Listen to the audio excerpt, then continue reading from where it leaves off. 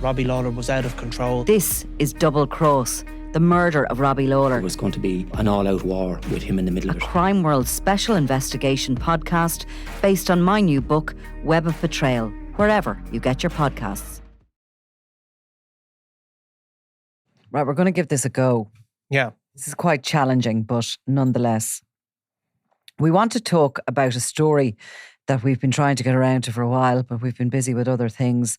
And it's in relation to Raffaele Imperiale, a business partner of Daniel Kinahan in the Emirates, running a sort of a property company. And basically the property company ended up in the directorship of a royal. Now, in order to sort of explain it, we're going to start with explaining who's in charge out in the Emirates. And of course, I mean, we are currently here in Ireland awaiting the return of Sean McGovern from the Emirates. He has been arrested and should seriously soon be coming up to the extradition date, certainly from what was expected of the Yeah, I mean, I think at the time, while it was always these court hearings are not heard in public in the way we would expect in Ireland. He was obviously arrested, and there was an expectation, I think it was even made explicit, that there would be a response within something between 40 days and 60 days. Again, we don't know the exact details because effectively it's not a normal country. Well, certainly there was a lot of confidence here in Ireland that he would be returned, and we sort of expected he would be returned before Christmas, and we're sort of fast approaching that date. But nonetheless, he remains in custody, and certainly the Irish government and authorities here believe he is due to be returned. Yeah. Okay, so let's go back to this. We're going to look at who is in charge out in Dubai and out in the Emirates, where, a lot of our crime reporting is centred in at the moment and in recent years, and where certainly very senior criminals who are wanted in countries in Europe have been often arrested and often, bailed, or are they even bailed? They seem to be. Yeah, I mean, it's not just organised. It's not simple, the extradition of these guys back, shall we say. No, and it's not just organised criminals. There's all sorts of political figures as well from various parts of Eastern Europe and beyond who end up in Dubai with at least what they're accused of having, which is basically money laundered on a huge amount or robbed or stolen, and they end up in Dubai buying property. But we focus on the organised criminals, and, it's been described by not just us, but by media organisations around the world as effectively a haven for criminality. But, it also, the Dubai officials constantly come out against this and constantly proclaim how they're cleaning the place up, how they have a legal system that allows people who are charged to be extradited. And we have seen some high-profile examples of people being kicked out of the country. But you should never be under the impression that it's just an ordinary country. Yeah, nothing is simple. And really, I think a lot of certainly our colleagues in Europe, in the Netherlands and Belgium and other places would sort of always tell us, until you get them home, you haven't got them, basically, whatever you've wanted. So anyway, at the very top of the whole structure of the United Arab Emirates sits Sheikh Mohammed bin Rashid Al Maktoum. He's in his 70s. He's a politician and a royal, and he's the ruler of Dubai. So he's the top dog, right? Now, he has links to Ireland, and we're going to describe them. But people may know him because of a number of scandals that have kind of certainly happened internationally over the past few years. And there was two of his daughters, Shamsa and Latifa. Now, there was podcasts and stuff. I remember listening to a really good podcast about Latifa. She was a daughter of his who kind of tried to escape and had made recordings of herself as she was doing that. Let me see if I can see what age she is. So she was born in 1985, so that makes her... nearly 40 years old, probably. Failed at the first hurdle there. I was going grand. Anyway, her mother is an Algerian woman named Haraya Ahmed Al-Mash. Okay. So in 2018, and she's known as Sheikha Latifa, and her Finnish friend left Dubai in a car and crossed the border to Oman. They left Oman on jet skis and joined an American-French guy who was a former intelligence officer from France, and his crew on this yacht. And she was basically making recordings on that and sending them to friends about how she was departing, why she was departing, because she was claiming she'd been held captive, by her own father. And she was complaining about the life she had in this gilded cage. And she was making these recordings because she said if she was caught that, she feared she was going to be killed. But anyway, she was caught. She was caught. And they kind of boarded the yacht and returned her to the Emirates or somewhere. Sorry, she kind of went missing, of course. So the story actually broke in a UK newspaper in the March, the Daily Mail, I think. Yeah, but I think there was a court hearing, effectively. This is only a month later now. So the story broke in the UK paper about the disappearance of the yacht, presumably, and those on board. And then this recording that she made was a 39-minute video before her escape, and this was to be released. This basically was released, so it kind of became a major international story. And this Finnish girl, her friend, was also missing. So the next thing that happened in this story was this yacht was spotted in the UAE, the yacht on which she was aboard, that she was hoping to make her escape. It headed for Sri Lanka with the crew that had been released and this Finnish friend of hers, and also there was 3 Filipino nationals on board it. So it made its way to Sri Lanka, where the people were released by the UAE, but there was no sign of Latifa. And I do think the next time she showed up was having a cup of tea with Mary Robinson. Yeah, I mean, it was Mary Robinson intervened. The podcast, was released in the meantime, and the whole story came out. Amnesty International and all were involved. And Mary Robinson knew her mother, and described her mother in glowing terms, and effectively said that she believed that the young woman was, or not that necessarily young, but that she'd been suffering from some sort of mental health issue, and that there was nothing wrong, there was nothing to see here.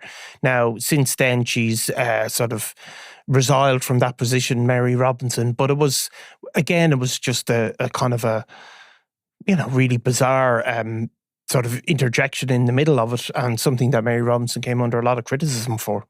Yeah, now let me go back to the Sheikh himself now, till we tell you about his wife as well.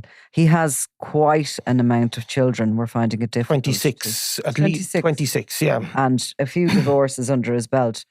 So the next kind of scandal, I suppose, was that in June of 2019, there was reports that Princess Haya, who was another one of his wives that had 2 children with him, that she had escaped. So she showed up first in June of 2019 in Germany, where she sought political asylum. But she wound up basically in the UK, where in December of 21, she was granted full custody of her children and alimony and support of 720 million. And of course, a divorce. Yeah, because of course he has huge assets in the UK. I think he was regarded as being the single biggest landowner at one point.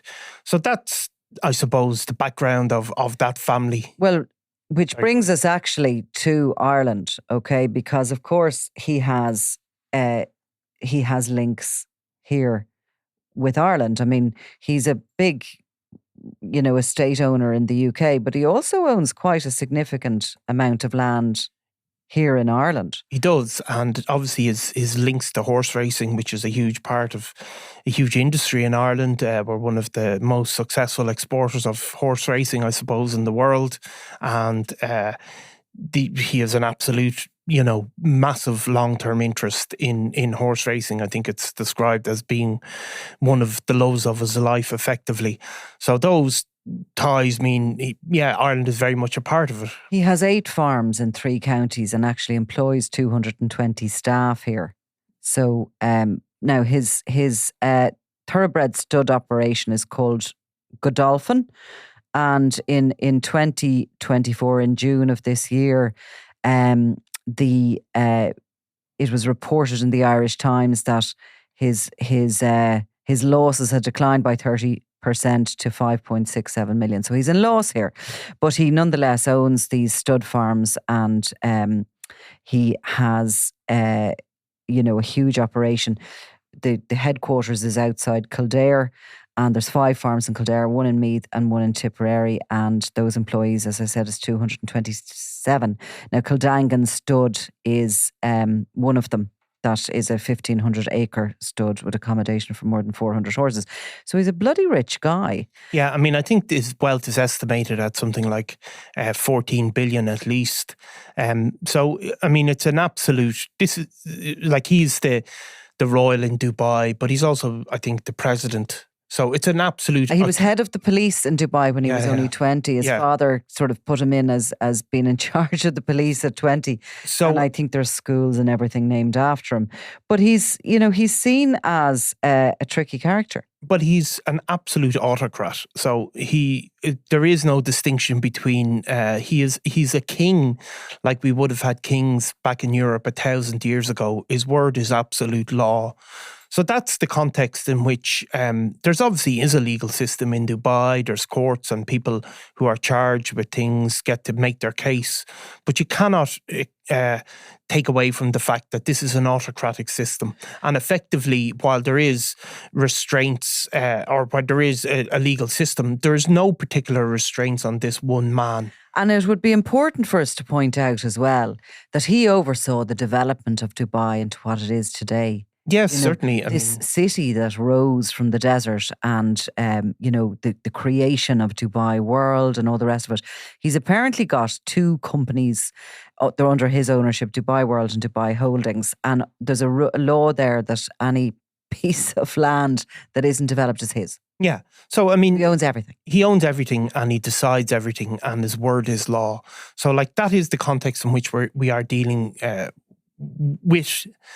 So why is all this relevant, I suppose? It's relevant because we had a story published by the Organised Crime and Reporting Project about the ties that one of his sons has with Raffaele Imperiale. Now, Raffaele Imperiale was an Italian gangster who'd known the Kinahans for many, many years. He'd followed the same trail that they had. He'd been based in Amsterdam at the same time they had moved to Spain at some point, and had ended up in Dubai in or around the same time as Daniel Kinahan. The ties between them were clarified beyond all question when Raffaele Imperiale was a guest at Daniel Kinahan's wedding. Raffaele Imperiale was described in various court proceedings as one of the biggest narco traffickers in the world, and he is believed to be one of the key figures in what was called Europe's super cartel, along with Daniel Kinahan and some of the Dutch Moroccan gangsters. So this is a person of the very highest level, worked with the Kinahans in the drugs trade. But amazingly, the Organised Crime Reporting Project have revealed how simultaneously to operating in that underworld, he was also running a property company in Dubai, along with one of the sons of Mohammed bin Rashid Al Maktoum. Yeah. So one of his sons... his sons was essentially in business with Raffaele Imperiale. Yes. Now, it's not... The company was signed over to him by Raffaele Imperiale. Exactly. So this is what you're seeing. It's in those documents. Those documents aren't publicly available in the way they would be here. But the man's name in question is Sheikh Marwan bin Mohammed Al Maktoum. So he has 26 kids, as we said, from 11. Is he Latifah's brother? I am not fully sure. I think he is. Yes. So he has 11 wives. He was married 11 times. The father was, and he has 26 kids that are registered. So what you're effectively seeing is the son one of the elder sons of an autocratic ruler, was in business, registered in business with one of the biggest narco traffickers in the world. The Sheikh served as the chairman of the board of directors for AA Real Estate Development, and Imperiale also owned a stake in it through a local company, along with several other Italian and Emirati citizens. So when there was a warrant issued for Imperiale's arrest and his extradition in 2014, he stepped down as a chairman. But so you can see those ties are absolutely embedded in. And, Mohammed himself was really sort of, he didn't only oversee the development of Dubai, but he oversaw that opening of the doors into the palaces, which allowed foreigners to purchase property in Dubai. And that's what saw a lot of the money start to flood in there in 2002. A lot of the money was Russian. A lot of the money was drug money. Yeah. And it sort of started to become the new Costa del Sol, because, obviously there's loads of groupings down on the Costa, still an important place for drug traffickers and organised crime. But the directors really went out to Dubai in their droves from all over the world, from, Australia, from India, from across Europe. And of course, our own Kinahan organisation moved en masse there in 2016. I think Kinahan Senior was gone before then. He was sort of headed out towards Dubai by about 2012, I'm going to say. And the sons followed. And we've seen before that obviously the Kinahan organisation have bought quite a lot of property out there. And a lot of the property we've seen through the same organisation, the same journalistic endeavours, where some of them were in the name of Kiva Robinson, Daniel Kinahan's. Yeah, I mean, the Al Makatoon family, of course, were behind some of the places that Kinahan ended up living, like Jumeirah Bay. The Palm. Yeah, and obviously the Burj Al Arab Hotel where he got married, Daniel Kinahan, that was owned by the Al Makatoon family and built as one of their kind of key projects. So what you see is then that this ruling family, who are absolute rulers in that country, not just sort of tolerating the existence of these narco traffickers, but in this case at least going into business with them openly. So all of that gives rise to the question, where do we stand with Kinahan? Now, we know for a fact that Kinahan has, Daniel Kinahan in particular, has made a huge effort to ingratiate himself with the ruling class and there. He has a personal friendship with what's always just been described as a son of a royal. Yeah. Never quite identified who it was, but certainly somebody who he met through the boxing and all that boxing that he brought out there. So he definitely has an in some way with this royal family, who obviously at the top of it, Mohammed can do what he wants. Yeah, he can do absolutely what he wants. And so therefore, I suppose this is the question with Sean McGovern and Kinahan. Like we know Imperiale made had some success, obviously, in embedding himself within the ruling class. But from what we've been told, Daniel Kinahan was far more successful and far more deeply in with the people that mattered. So we'll see. It's not, as I said, it's not a normal system. You have judges who'll come to conclusions, but if the conclusions aren't the right conclusions, they can be overruled without any hearing. It'll solely be just a matter for some royal to say that's not okay, and it won't be okay.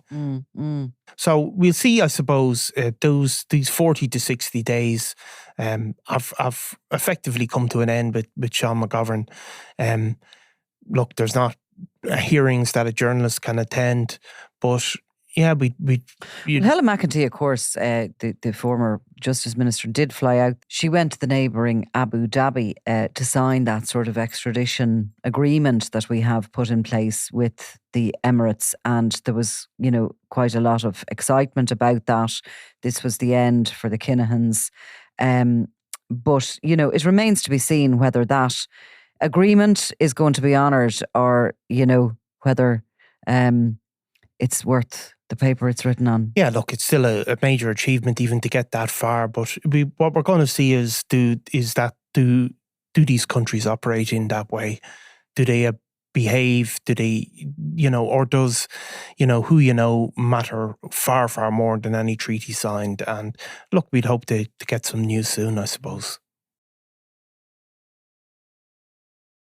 I'm Nicola Tallant, and you're watching Crime World, a podcast about criminals, drugs and the underworld in Ireland and across the globe. Make sure you subscribe to our channel and turn on notifications so you can be the first to watch all our latest episodes. You can also listen wherever you get your podcasts.